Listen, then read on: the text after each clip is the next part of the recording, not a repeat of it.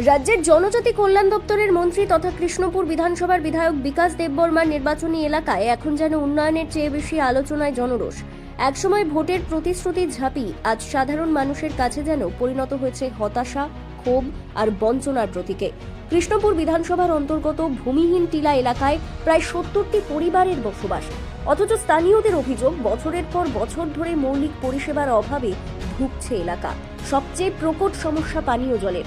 অভিযোগ অনুযায়ী এলাকায় বড়সড় জলাধার ও জল সরবরাহের জন্য অবকাঠামো নির্মাণ করা হলেও বাস্তবে সেই প্রকল্প যেন শুধুই প্রদর্শনীর সামগ্রী।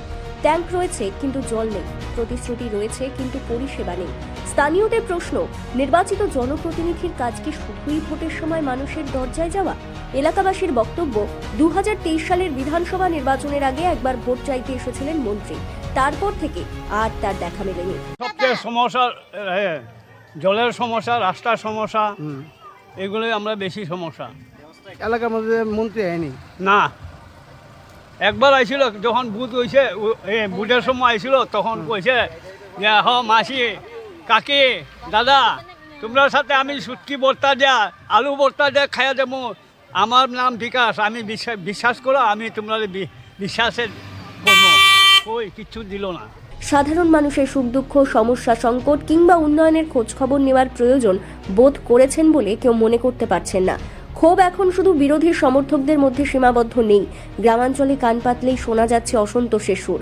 স্থানীয় পঞ্চায়েত প্রতিনিধিদের একাংশ থেকে শুরু করে শাসক দলের কর্মী সমর্থকদের মধ্যেও বাড়ছে অসন্তোষ।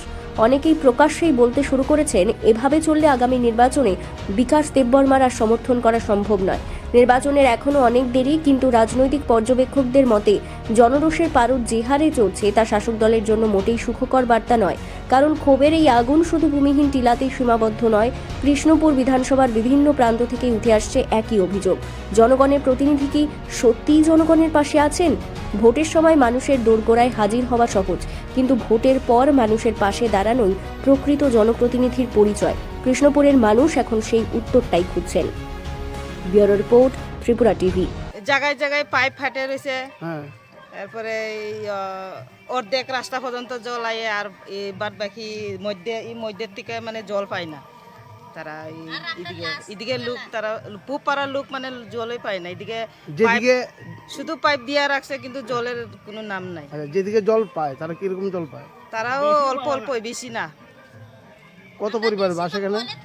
আমরা টিলাত মারাক পাড়া আছে 45-46 পরিবারের মতন, আর নিচে আছে 26 পরিবারের মতন। তো আপনারা জল কিভাবে খান দিলে?